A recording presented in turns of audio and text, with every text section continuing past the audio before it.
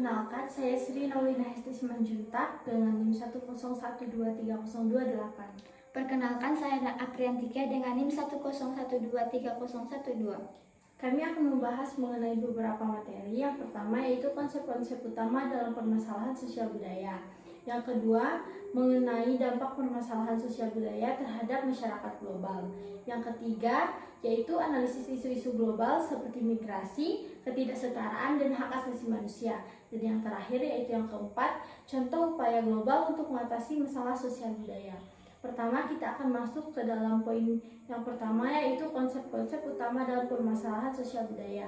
Akan dijelaskan oleh rekan saya. Baik, di sini saya akan menjelaskan multikulturalisme.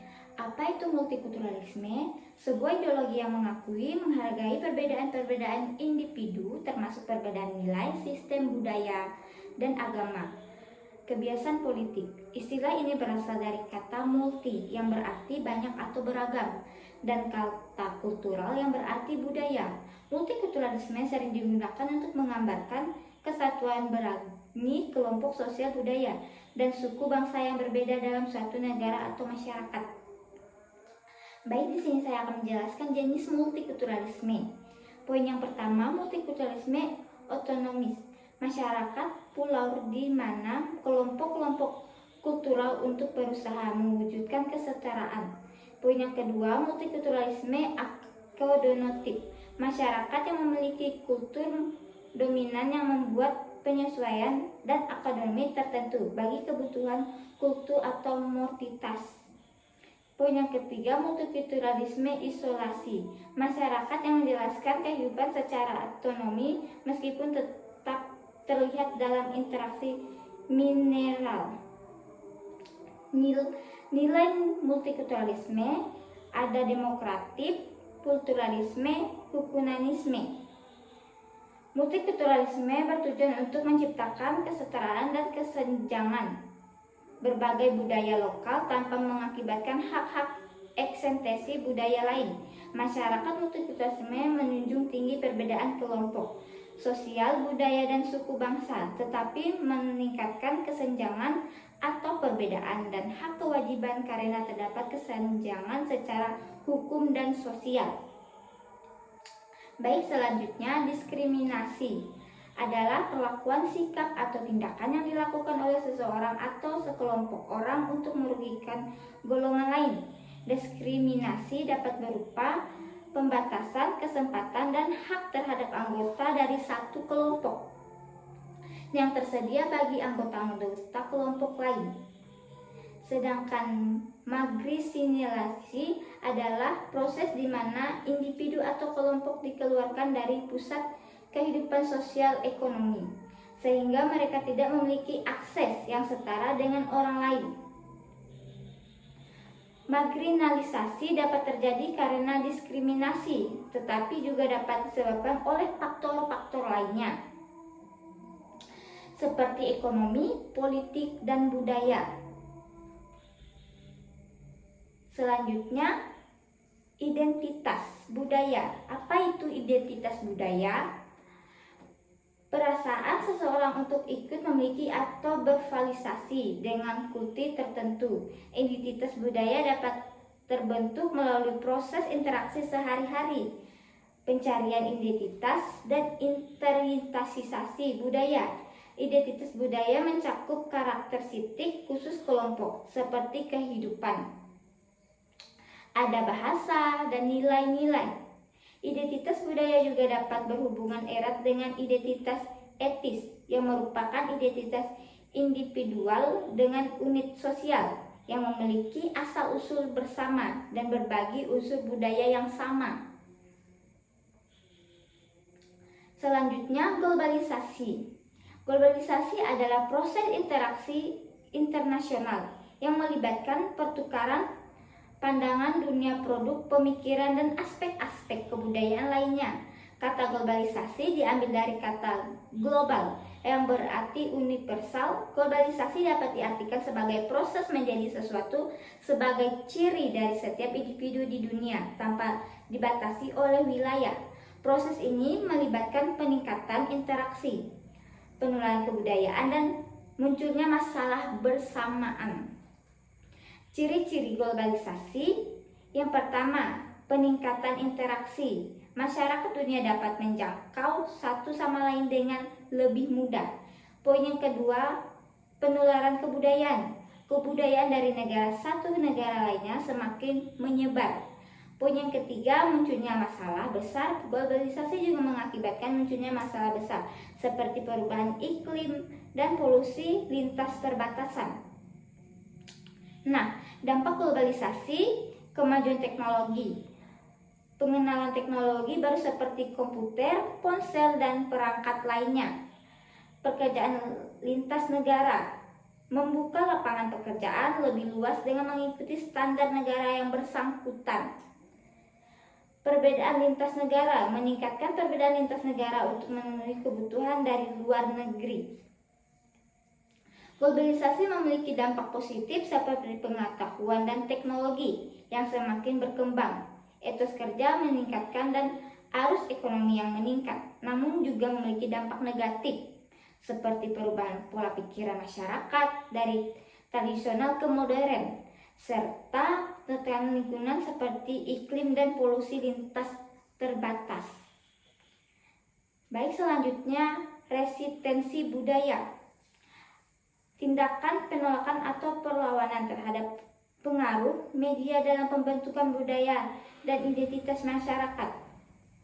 Dampak terjadi ketika kelompok atau individu berusaha melawan pengaruh media yang tidak sesuai dengan kebudayaan mereka.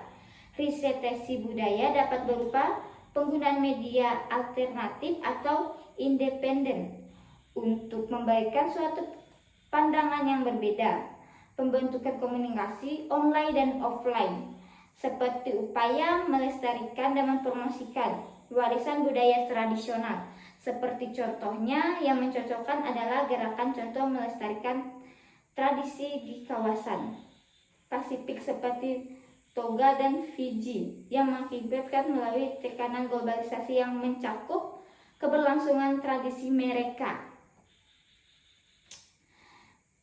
Selanjutnya, konflik sosial. Ada ketegangan atau pertentangan yang terjadi antara individu maupun kelompok atau etis sosial lainnya dalam masyarakat. Konflik ini dapat ditumbuhkan karena perbedaan pendapat, kepentingan, nilai-nilai, atau sumber daya yang dibutuhkan. Konflik sosial dapat mencakup berbagai investasi melalui dari konflik yang relatif kecil seperti ketegangan antar individu hingga konflik yang besar seperti perjuangan politik atau perbedaan saudara. Baik, sekian dari presentasi saya, akan dilanjutkan oleh rekan saya. Selanjutnya masuk pada poin kedua, yaitu mengenai dampak permasalahan sosial budaya terhadap masyarakat global. Apa sih dampak dari permasalahan sosial budaya terhadap masyarakat global? Ada beberapa. Yang pertama yaitu konflik sosial. Perbedaan budaya ini dapat memicu konflik sosial di antara kelompok-kelompok yang berbeda. Contohnya termasuk konflik etnis, agama, atau politik yang didasari oleh perbedaan budaya tersebut. Yang kedua yaitu ketidaksetaraan dan kesenjangan. Perbedaan dalam akses terhadap pendidikan, pekerjaan, kesehatan, dan kekayaan dapat memperburuk ketidaksetaraan sosial dan ekonomi antar kelompok-kelompok budaya di masyarakat global. Dan yang ketiga, ada krisis identitas. Globalisasi juga dapat mengancam identitas budaya lokal dengan menggantikan nilai-nilai tradisional dengan nilai-nilai global yang seringkali berasal dari dominasi budaya barat. Dan yang terakhir yaitu solidaritas global. Tantangan sosial budaya seperti perubahan iklim atau pandemi dapat mempersatukan masyarakat global untuk bekerja sama mencari solusi bersama.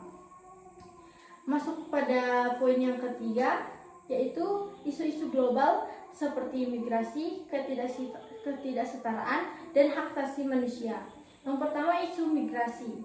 Yang kami dapatkan, yang pertama, jumlah migran. Indonesia memiliki jumlah migran internasional terbesar di Asia Tenggara dengan 4,6 juta migran internasional pada tahun 2020, di mana 44%-nya adalah perempuan. Yang kedua, Perlindungan Migran Indonesia berkomitmen pada Konvensi Internasional tentang Pelindungan Hak-Hak Semua Pekerja Migran dan Anggota Keluarganya atau ICRMW serta Global Compact for Safe, Orderly and Regular Migration atau GCM. Pemerintah Indonesia juga telah membentuk layanan rekrutmen terintegrasi untuk mengurangi biaya migrasi dan mencegahnya penyelundupan manusia. Untuk isu ketidaksetaraan, yang pertama ada ketidaksetaraan etnis dan rasial, perlakuan tidak adil dan kesempatan yang berbeda berdasarkan latar belakang etnis atau rasial. Yang kedua ada kesenjangan ekonomi, perbedaan besar dalam pendapatan dan kekayaan antar individu dan kelompok-kelompok sosial. Ketiga ada kesenjangan gender, yaitu diskriminasi gender dalam bidang pekerjaan, pendidikan, keputusan politik, dan kehidupan sosial lainnya. Dan yang terakhir mengenai isu hak asasi manusia, pengakuan dan hak-hak masyarakat adat, membela dan mengakui hak-hak masyarakat adat atas tanah, sumber daya alam, dan kebebasan beragama, memastikan individu memiliki kebebasan untuk memiliki atau memilih mengubah atau tidak memiliki agama atau keyakinan tertentu tanpa takut didiskriminasi atau mengalami penganiayaan. Dan yang kedua, pelestarian bahasa dan identitas budaya, hak-hak masyarakat untuk melestarikan bahasa, tradisi budaya mereka sendiri serta mempromosikan pendidikan memadai dalam bahasa mereka, warisan budaya mereka. Dan selanjutnya untuk poin yang keempat, yaitu contoh upaya global untuk mengatasi masalah sosial budaya akan dilanjutkan oleh teman saya. Baik, sini saya akan menjelaskan poin yang keempat. Contoh upaya global untuk mengatasi masalah sosial budaya.